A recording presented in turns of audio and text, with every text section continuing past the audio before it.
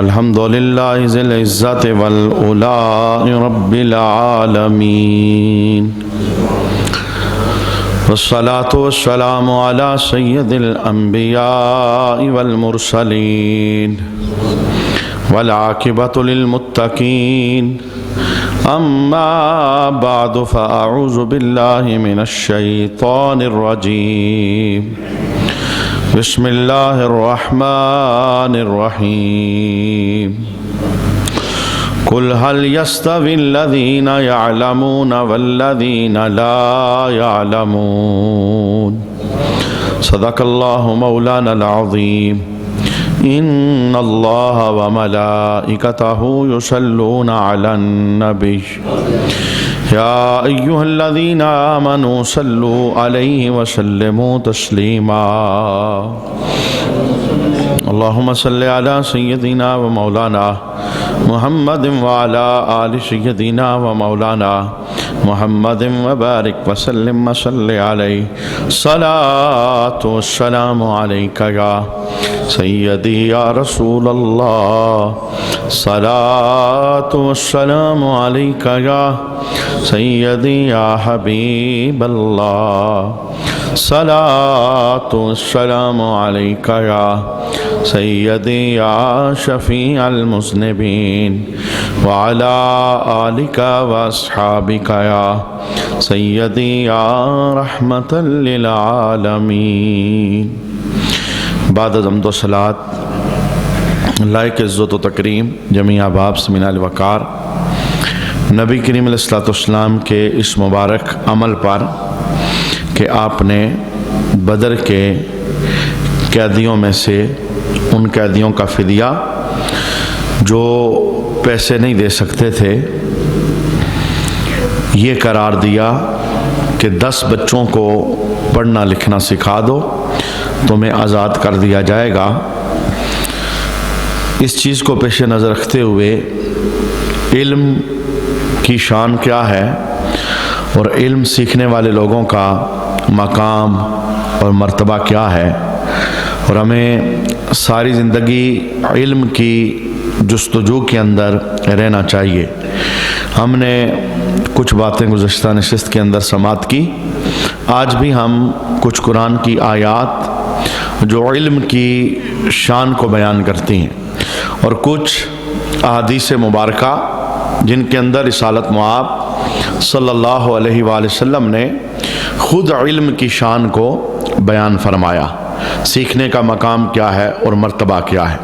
پہلے آئیے اس نیت اور ارادے کو ذہن کے اندر بساتے ہیں کہ ہم ساری زندگی طالب علم رہنے کی نیت کرتے ہیں، ساری زندگی سیکھنے کا اہتمام کرتے رہیں گے، چونکہ اس کے لیے عمر کی کوئی قید نہیں ہے۔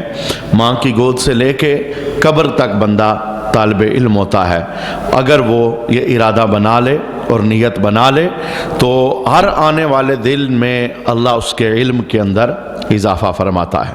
رب کائنات نے ایک مقام پر علم والا اور انجان، جاننے والا اور نہ جاننے والا، سیکھنے والا نہ سیکھنے والا، ان دونوں کا اکٹھا ذکر کیا اور الفاظ یوں ارشاد فرمائے قل هل يستوي الذين يعلمون والذين لا يعلمون، تم فرماؤ کیا برابر ہیں جاننے والے اور انجان؟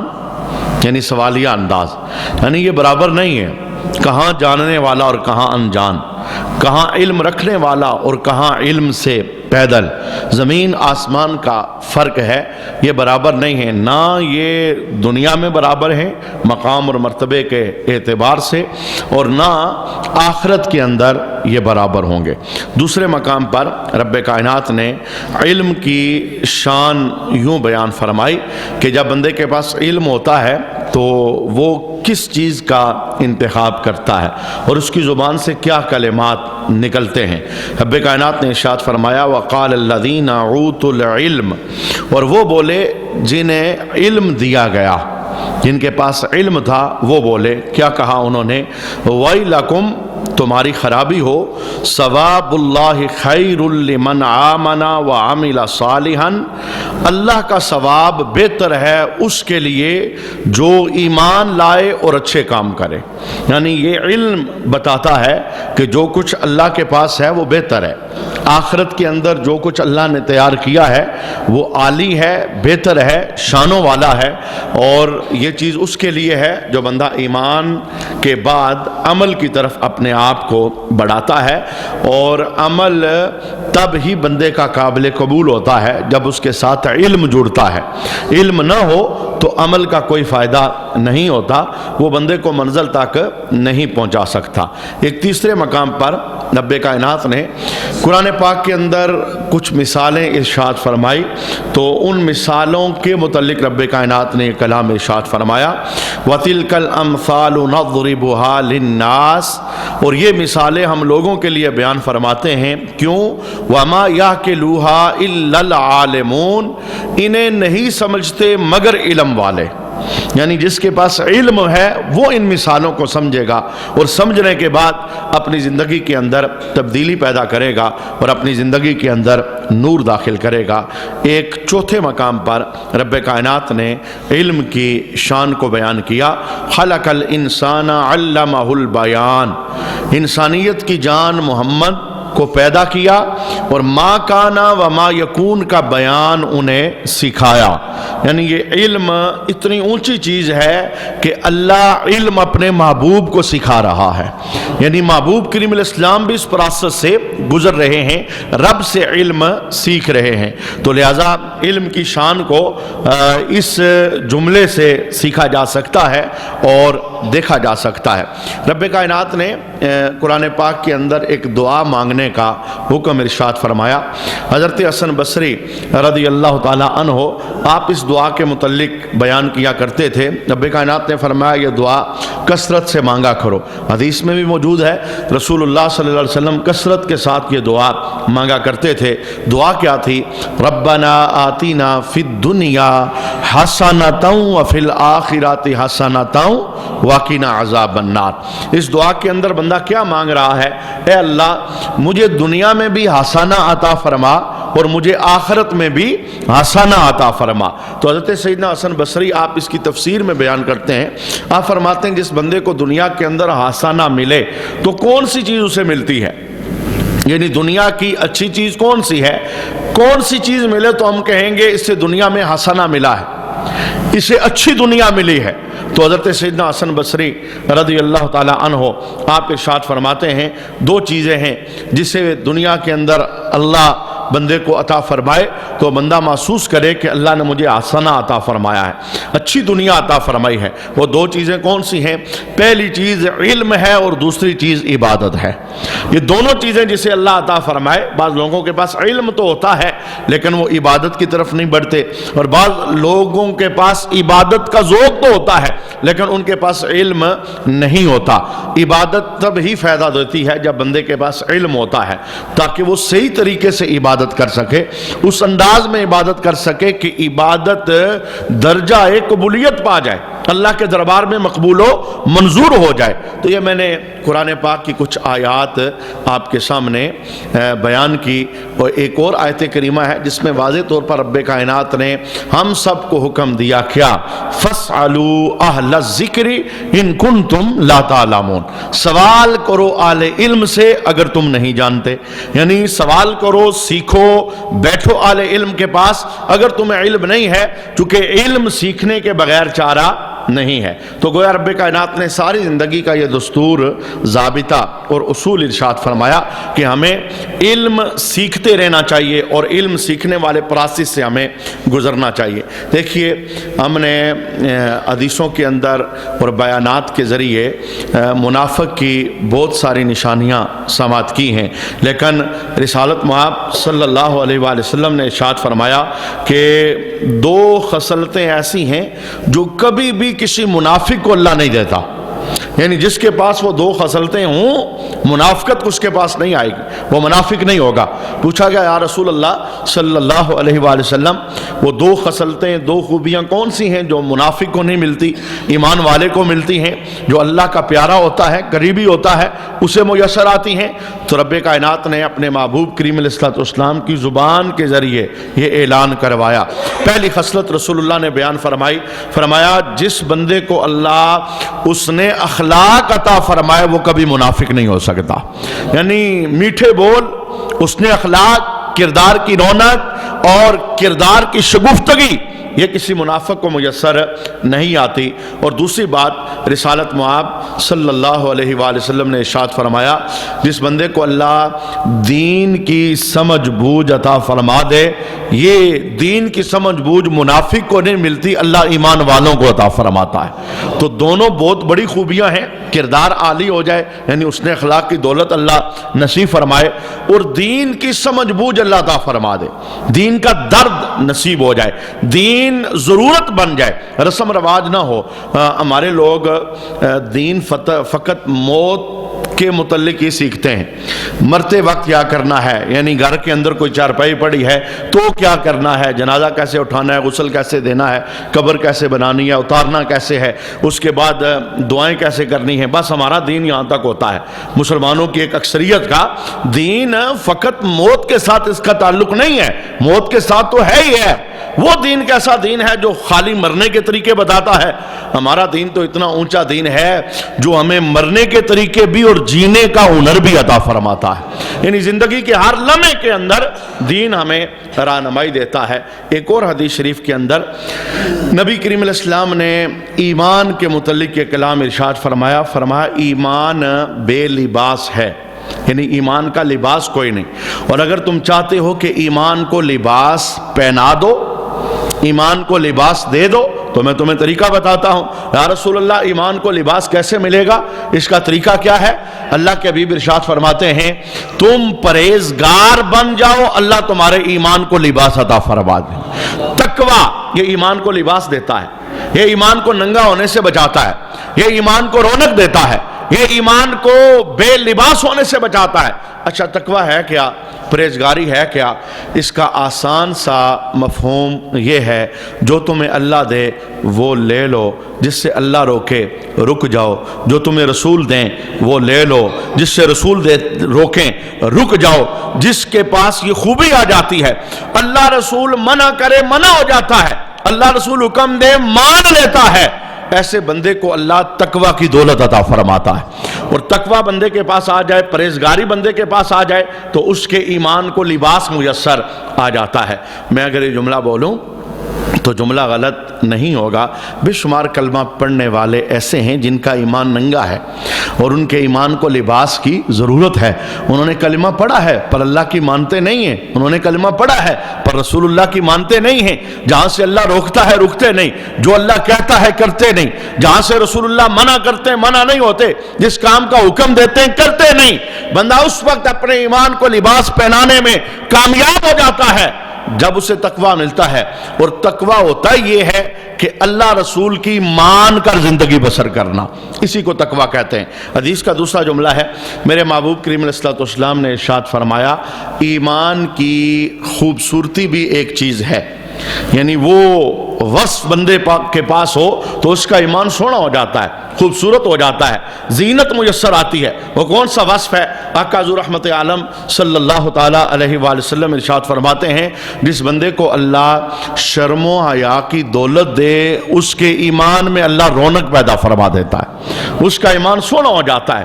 کنواری لڑکی بھی اتنا شرماتی نہیں تھی جتنا رسول اللہ کو شرم و حیا اللہ نے عطا فرمایا تھا، یعنی ہم سب کے لیے یہ ایک تعلیم تھی اور یہ ایک سبق تھا کہ اپنی نظروں میں حیا پیدا کرنا، شرم حیا کو قائم رکھنا۔ फोश गोई नहीं करना, गाली गलोच नहीं करना, नंगी बातें नहीं करना, बेहयाई की बातें नहीं करनी। गोया जिस बंदे की ज़ुबान इतनी ज़्यादा बेलगाम है, जब जी चाहे जहाँ जी चाहे वो गाली निकाल सकता है, वो गंदी बात निकाल सकता है, वो फोश गोई कर सकता है, वो बेहयाई का कलाम कर सकता है, उस बंदे का ईमान सोना नहीं है। उसने कलमा तो पढ़ा है पर ईमान को उसने हुस्न नहीं दिया, ईमान को उसने खूबसूरती से नवाजा नहीं है। रिसालत मुआब सल्लल्लाहु अलैहि वसल्लम इरशाद फरमाते हैं, चाहते हो ईमान बारौनक बन जाए, असील बन जाए, जीनत वाला बन जाए, सोना बन जाए, तो अपने आप को शर्मो हया का पैकर बनाओ, अल्लाह ईमान को हुस्न अता फरमाएगा। मुसलमान बंदे की ज़ुबान गंदी हो, ये तो किसी जेत के साथ भी लायक नहीं है, सजावार नहीं है। इस ज़ुबान से हम अल्लाह का नाम लेते हैं, इस ज़ुबान से हम रसूलुल्लाह का नाम लेते हैं, इस ज़ुबान से हमने कलमा पढ़ा और हम मुसलमान हुए। अब इसी ज़ुबान से हम गंद निकालें, इसी ज़ुबान से हम बेहयाई वाली बातें करें, तो ईमान को हुस्न देना चाहते हैं, जीनत देना चाहते हैं, सोना बनाना चाहते हैं, तो शर्मो हया की दौलत खुद भी इस पर पैरा दें और ये दौलत अपनी नस्लों के अंदर भी ट्रांसफ़र करें। और आहिस्ता आहिस्ता एक सोचे समझे मंसूबे के तहत शर्मो हया की इस चादर को हमारी नस्ल से उतारा जा रहा है। ये जो इकट्ठे बैठकर घरों के अंदर मीडिया देखा जाता है, ड्रामे देखे जाते हैं, फिल्में देखी जाती हैं, एक सोचे समझे मंसूबे के तहत माँ बैठी है, बेटी बैठी है, बहन बैठी है, बीवी बैठी है, बच्चे बैठे हुए हैं और सब मिलकर एक मंजर देख रहे हैं और उस मंजर के जरिए मुसलमानों को बेहया किया जा रहा है और इन्हें नंगा किया जा रहा है और ना चाहते हुए इन्हें समझाया जा रहा है। ऐसी बातों से कुछ नहीं होता, ये एडवांस है बंदा, ये तरक्की याफ्ता है बंदा। जनाब आली, हमें अपने कदरों को संभालना होगा और हमें अपने असलाफ की तरफ देखना होगा और हमें अपनी बुनियादों की तरफ निगाह डालनी होगी। अल्लाह अकबर। रसूलुल्लाह सल्लल्लाहु अलैहि वसल्लम ने जिन शागिर्दों को हया का सबक पढ़ाया हुआ था, शर्म का सबक पढ़ाया हुआ था, वो कितने ऊंचे थे, वो कितने आली बख्त थे, उनकी नज़रों में कितनी तारत थी। अल्लामा जलालुद्दीन सुयूती अलैहि रहमा, आपने इस वाक़या को तारीर फरमाया कि ईसाइयों के साथ जब मुसलमानों की जंग हुई तो 2 सहाबी वो ईसाई कैदी बनाकर अपने मुल्क के अंदर ले गए। तो जिस वक्त वो सहाबा वहाँ पर पहुँचे तो बादशाह के सामने उन्हें पेश किया गया। तो ईसाइयों का जो बादशाह था उसने कहा, भाई अगर तुम मुसलमान ही रहोगे तो फिर हम तुम्हें मार देंगे, तुम्हारे पास तुम्हारी ज़िंदगी सलामत नहीं रहेगी, और अगर तुम ईसाई बन जाते हो तो तुम्हें ज़िंदगी की अमान मिल जाएगी, हम तुम्हें ज़िंदा रखेंगे, हम तुम्हें छोड़ देंगे। अब ये दौरे आज़र का कोई बंदा तो नहीं था कि माल देखकर ईमान बेच डाले, निकाह किसी के साथ करना है तो ईमान बेच डाले, किसी मुल्क की नेशनैलिटी चाहिए तो ईमान बेच डाले, थोड़ा सा मालो दौलत आ रहा है तो ईमान का सौदा कर डाले। ये रसूलुल्लाह के पढ़ाए हुए जवान थे, दोनों ने बैक जुबान होकर एक ही नारा लगाया। उन्होंने कहा, ईसाई बादशाह हम जान दे सकते हैं पर नामे मोहम्मद से बेवफाई नहीं कर सकते। जो रसूलुल्लाह ने कलमा हमें पढ़ाया है हम उसके साथ बेवफाई नहीं कर सकते। अच्छा, बादशाह ने कहा, अगर ये ईमान पर कायम रहते हैं तो फिर इब्तदा करो इनकी सज़ा की। अच्छा, उनको सज़ा क्या दी गई? देगों के अंदर तेल डाला गया, जब तेल उबलने लगा, आग पर रखा गया, उबलने लगा तो बादशाह को बताया गया। तो बादशाह ने फिर एक बार पूछा, बताओ भाई कलमे पे कायम रहोगे, रसूलुल्लाह के साथ जुड़े रहोगे या ईसाईयत कबूल करोगे? दोनों का जवाब फिर वही था, जान दे देंगे पर नामे मोहम्मद से बेवफाई नहीं करेंगे। अच्छा, एक रसूलुल्लाह के ग़ुलाम को, एक सहाबी रसूल को बादशाह के हुक्म से उठाया गया और उठाकर उस उबलती हुई तेल की देग के अंदर डाल दिया गया। सहाबी कोयला बनकर बाहर आए और अल्लाह ने उन्हें शहादत अता फरमा दी। कितने मुश्किल प्रोसेस से गुजरे, लेकिन उन्हें कलमे का सौदा नहीं किया, ईमान का सौदा नहीं किया, बिके नहीं, कदम उनके लुढ़खड़ाए नहीं। अच्छा, जो दूसरे सहाबी थे उन्होंने जब अपने भाई को शहादत की मौत में देखा और कोयला बनते देखा तो उनकी आंखें पुरनम हो गई और वो रो पड़े।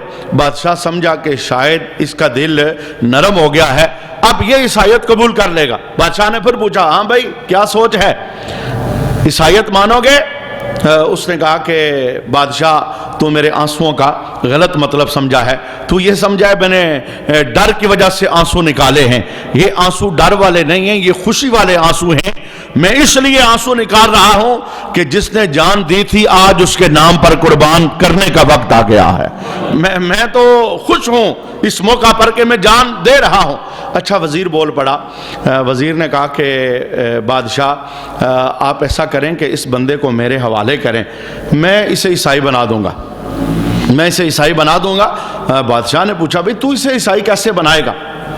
جو اپنے بھائی کو، اپنے ہم نوالا کو، اپنے دوست کو تیل کی ابلتی دیگ کے اندر کوئلہ بنتا دیکھ کر نہیں پگھل رہا، تم اسے عیسائی کیسے بناؤ گے؟ تم اس سے اسلام کیسے چھینو گے؟ اس نے جواب دیا کہ میرے پاس گھر کے اندر میری جوان بیٹی ہے، میں اسے گھر میں لے جاتا ہوں، مجھے 40 دن کا ٹائم دیں، میں اس سے کلمہ چھین لوں گا، میں اس کا ایمان چھین لوں گا، میں اسے عیسائی بنا دوں گا۔ 14 صدیاں پہلے بھی عیسائیوں کی یہی سوچ تھی کہ عورت کے ذریعے ان کا دین چھین لو اور انہیں اندر سے کمزور کر دو۔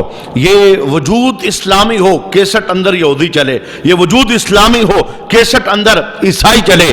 اور جب 14 صدیاں پہلے ان کی سوچ یہ تھی تو آج بتائیں نا 14 صدیوں بعد ان کے حربے کتنے بدلے ہوں گے، ان کے ہتھیار کتنے تیز ہوئے ہوں گے، اور اس میدان کے اندر انہوں نے کتنی ترقی کی ہوگی۔ بہرکیف وہ رسول اللہ کے غلام کو لے کر وزیر اپنے گھر کے اندر چلا گیا اور ایک کمرے کے اندر رسول اللہ کے غلام کو، صحابی رسول کو قید کر دیا گیا، اور یہ کہا گیا کہ اپنی جوان بیٹی کو اس نے کہا کہ اسے کھانا دو، اسے پانی پیش کرو، اس کے پاس آؤ جاؤ، 24 گھنٹے میں کئی چکر لگاؤ اس کے کمرے کے اندر، تنہائی کے اندر، کوئی بھی حربہ استعمال کرو، اسے عیسائی بنا دو۔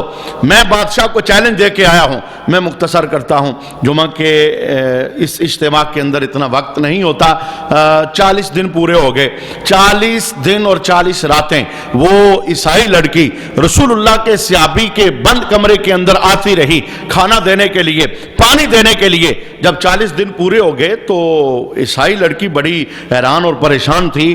40 دنوں کے اندر ایک مرتبہ بھی اس صحابی نے نظر اٹھا کر اسے نہیں دیکھا۔ اسے کہتے ہیں ایمان کی خوبصورتی۔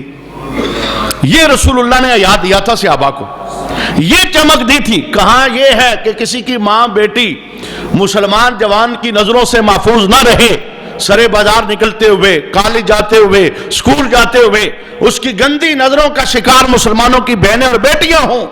اور کہاں یہ ہے بند کمرہ ہے، اکیلی ہی عیسائی لڑکی آ رہی ہے لیکن بندہ نظر نہیں اٹھا رہا، اور وہ لڑکی بھی بڑی پریشان ہے، اور اس نے اس جوان کے کندھے پہ ہاتھ رکھا، کہنے لگی یا جوان تیرے دامن میں دل ہے یا پتھر؟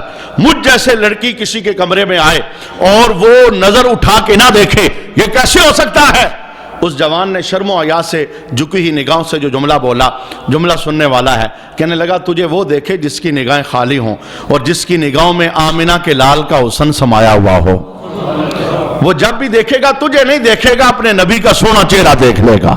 ہمارا سودا رسول اللہ کے حسن کے ساتھ ہو چکا ہے، ہم تجھے نہیں دیکھیں گے۔ اچھا وہ جب اس نے یہ جملہ سنا نا تو یہ جملہ اس لڑکی کے باطن پر جا کر لگا، اور اس نے آگے سے ایک کلام کیا۔ اس نے کہا کہ میرا عیسائیت مذہب کتنا بے حیا ہے، کتنا بے غیرت ہے کہ 40 راتوں سے مجھے تیرے کمرے میں بھیج رہا ہے۔ میرا مذہب عیسائیت 40 راتوں سے مجھے تیرے کمرے میں بھیج رہا ہے، اور تیرا محمد کتنا حیا والا ہے جو بند کمرے میں بھی تجھے نظر اٹھانے کی اجازت نہیں عطا فرما رہا۔ یہ سبق رسول اللہ کا دیا ہوا سبق ہے، یہ ایمان کی رونق ہے، یہ شرم و حیا، یہ ایمان کی خوبصورتی ہے۔ بند کمرے کے اندر بھی تیرا نبی تجھے نظر اٹھانے کی اجازت نہیں دے رہا۔ اب اس لڑکی نے جو جملہ بولا، کہنے لگی میں تو تیرا ایمان لینے آئی تھی، اب ایسا کر میں تیری شرم دیکھ کر، تیری حیا دیکھ کر، تیری نبی کی تربیت دیکھ کر میں فرفتہ ہو گئی ہوں، میں عیسائیت چھوڑتی ہوں، تو مجھے کلمہ پڑھا، میں تیرے محمد کی غلامہ بننا چاہتی ہوں۔ یہ شرم و حیا رسول اللہ نے عطا فرمایا ہے، یہ رسول اللہ صلی اللہ علیہ وسلم نے صحابہ کو عطا کیا ہوا تھا، اور اسی کی طلب ہے۔ اللہ کے حبیب ارشاد فرماتے ہیں ایمان بے لباس ہو جاتا ہے، ننگا ہو جاتا ہے اگر اسے لباس پرہیزگاری کا نہ پہنایا جائے، اور اس وقت تک ایمان بے رونق رہتا ہے اور بدصورت رہتا ہے جب تک اسے شرم و حیا سے خوبصورتی نہ دی جائے اور حیا نہ پیدا کیا جائے۔ اپنی نسلوں کے اندر حیا کا سبق پڑھانے کی ضرورت ہے، بتانے کی ضرورت ہے۔ بہت حالات آہستہ آہستہ خرابی کی طرف بڑھ رہے ہیں۔ کوئی بولے گا تو پھر رکاوٹ بنے گی نا، کوئی جہاد کرے گا تو پھر کوئی رکنے کا نام لے گا۔ آہستہ آہستہ یہ سمجھایا جا رہا ہے یہ مردوں عورتوں کا اکٹھا ہو جانا کچھ بھی نہیں ہے۔ اس سے کیا ہوتا ہے؟ پردہ تو دل کا ہوتا ہے، پردہ تو جناب باطن کا ہوتا ہے۔ یہ فلسفے آج کے دور کے اندر پڑھائے جا رہے ہیں۔ بارکیف ہم مسلمان ہیں، ہمیں جو شریعت نے دیوانے بنا کے دی ہیں ہمیں اس کا پاس رکھنا ہوگا۔ اپنے فنکشنوں کے اندر، شادیوں کے موقع پر، دیگر معاملات کے اندر، بچیوں کے پڑھانے کے سلسلے کے اندر ہمیں ہر اس جگہ کا بائیکاٹ کرنا ہے جہاں مرد اور عورت کا اختلاط ہوتا ہے، جہاں مرد اور عورت اکٹھے ہو جاتے ہیں۔ پردہ پردہ ہی ہے، اور کئی حکمتوں کے پیش نظر رسول اللہ صلی اللہ علیہ وسلم نے شرم و حیا کا جو نور ہمیں عطا فرمایا، اس کے اندر بڑے فائدے ہیں، اس کے اندر بڑی بقا ہے، اس کے اندر بڑی رحمت ہے۔ نسلیں نہیں بگڑتی، فساد نہیں ہوتا، بے عزتیاں نہیں ہوتی، عزت نیلام نہیں ہوتی، اور پھر کل ماں باپ کو رونا نہیں پڑتا۔ لہذا آج شرم و حیا کی دولت اپنانے کی بھی ضرورت ہے اور نسلوں کو یہ ورثہ پہنچانے کی بھی ضرورت ہے۔ تیسری بات رسول اللہ صلی اللہ علیہ وسلم نے ارشاد فرمائی۔ پہلی بات فرمایا ایمان بے لباس ہے اور اس کا لباس تقویٰ ہے۔ ایمان کی جو خوبصورتی ہے وہ شرم و حیا ہے۔ تو رسول اللہ نے تیسرا کلام ارشاد فرمایا تمہیں بتاؤں کہ ایمان کا پھل کیا ہے؟ ایک بندہ کلمہ پڑھنے والا ہے، ایمان والا ہے، اس کا پھل کیا ہے، ثمرہ کیا ہے؟ حضور کیا ہے؟ فرمایا علم کی دولت۔ خالی کلمہ پڑھ لیا تو یہ کمال نہیں ہے۔ اب کلمہ پڑھنے کے بعد محنت کرنی ہے، اب کلمہ پڑھنے کے بعد سیکھنا ہے کہ میں کلمہ پڑھنے والا ہوں، میں بے لگام نہیں ہوں، میں آزاد نہیں ہوں، میرے اوپر کسی کی حکومت ہے، میرے اوپر کسی کا پیرا ہے، میرے گلے کے اندر کسی کی غلامی کا پٹا ہے، میں نے مان کے چلنا ہے، پوچھ کے چلنا ہے، سوچ کے چلنا ہے۔ تو یہ تین باتیں رسالت مآب صلی اللہ تعالیٰ علیہ وآلہ وسلم نے علم کی شان کے اندر بیان فرمائی۔ بڑا پیارا جملہ حضرت ابراہیم خلیل اللہ کو رب کائنات نے ارشاد فرمایا۔ وہ جملہ کیا تھا؟